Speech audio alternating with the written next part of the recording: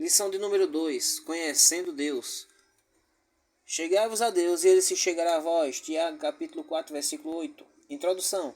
Conforme o que está escrito em Efésios capítulo 2, versículo 12, no tempo em que você não era crente, vivia sem Deus no mundo. Por isso, todo novo crente deve imediatamente, após aceitar a Cristo como Salvador de sua vida, começar a conhecer o seu Senhor. É sempre nesta ordem. Primeiramente vem o ato de fé, depois a busca do conhecimento de Deus. Do ponto de vista humano, você teria de conhecê-lo bem antes de depois de crer nele. Mas no caso do cristão é diferente. Ele nasce e vive espiritualmente pela fé em Deus. Os seus conhecimentos deveriam se submeter à fé, nunca ao contrário. Deus deseja que você agora entregue a Ele todas as áreas da sua vida e confie plenamente nele. E isso só é possível se conhecê-lo bem. Então tenha o desejo de obter o conhecimento divino.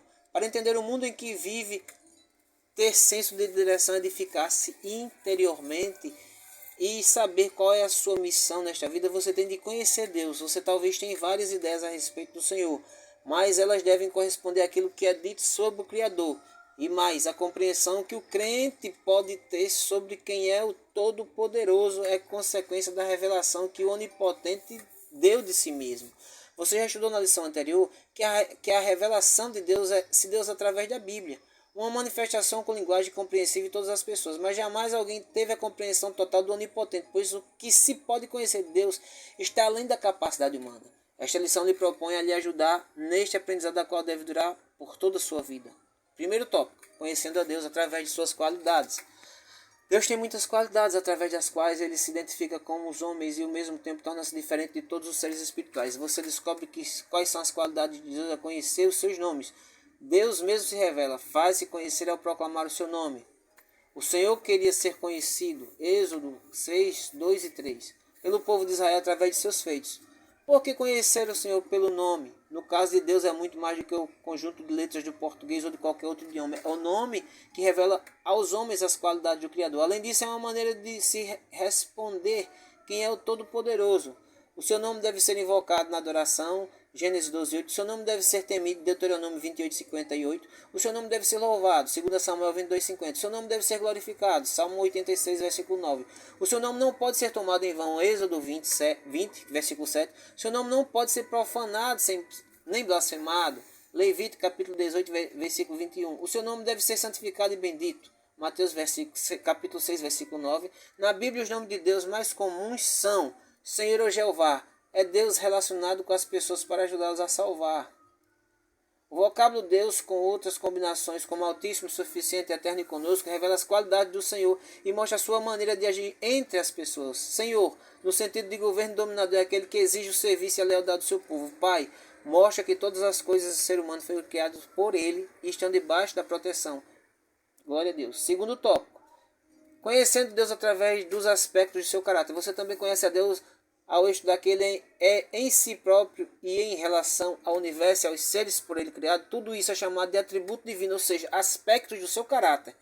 Existem aspectos que só Deus possui e nada que os lembre nos homens e nos outros seres por ele criados. O primeiro deles é a sabedoria. Significa que Deus é chefe maioral, supremo, no universo em que está toda a terra, só há um dirigente, o Todo-Poderoso. Para você, isso é encorajador, porque tem a segurança de que nada está fora do controle do Senhor. E os seus planos são de fato realizados. Leia Salmo 103, versículo 16. O segundo aspecto é a eternidade. Nunca houve um tempo em que Deus não existisse.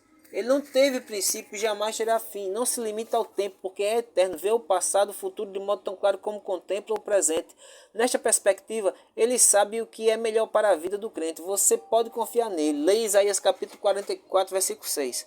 Onisciência é o terceiro aspecto divino de Deus, pois possui todo o conhecimento que existe.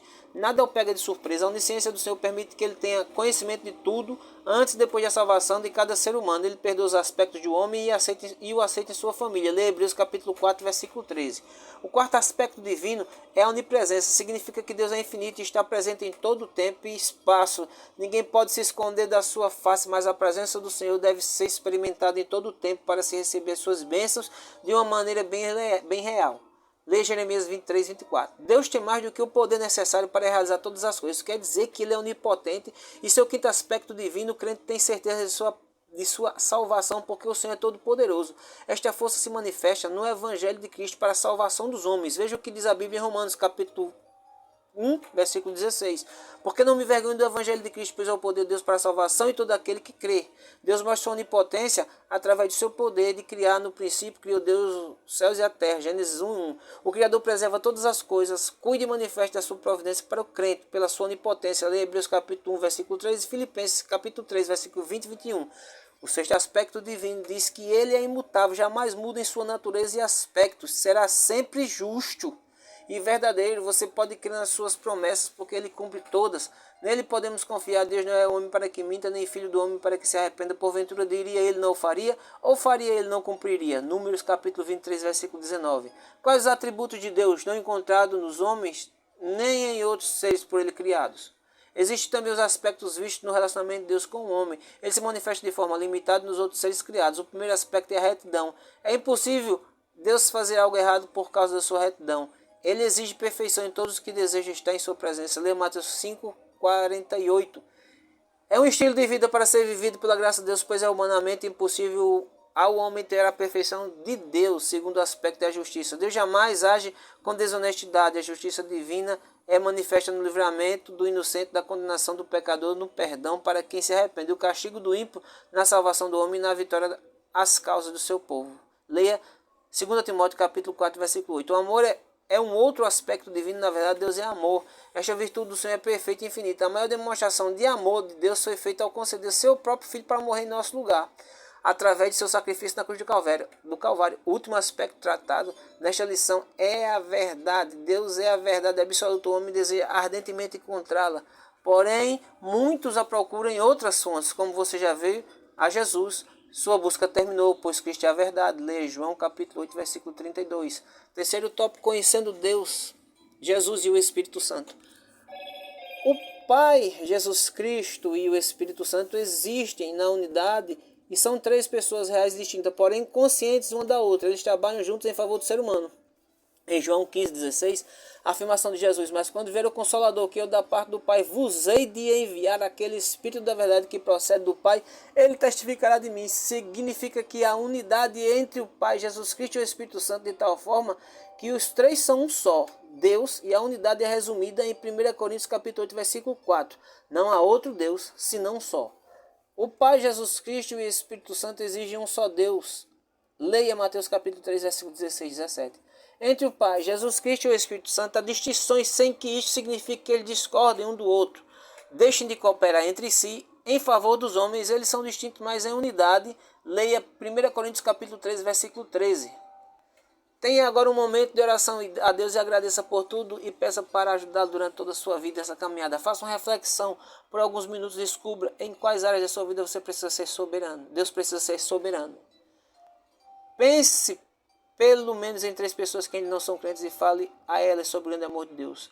Pare e pense sobre a sua vida na semana que passou. Descubra em que momento você praticou a retidão, justiça, amor e a verdade. E assuma um compromisso com Deus de sempre procurar conhecê-lo mais através da sua palavra em oração e sua vida de dedicação e serviço ao Senhor. Projeto EBD para quem não pode ler. Se você está gostando, está te ajudando, você dá o like, faz o seu comentário, se inscreve no canal.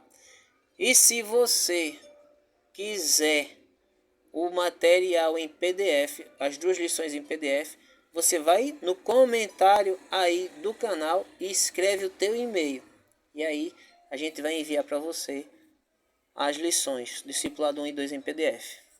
Grato a Deus, a paz do Senhor.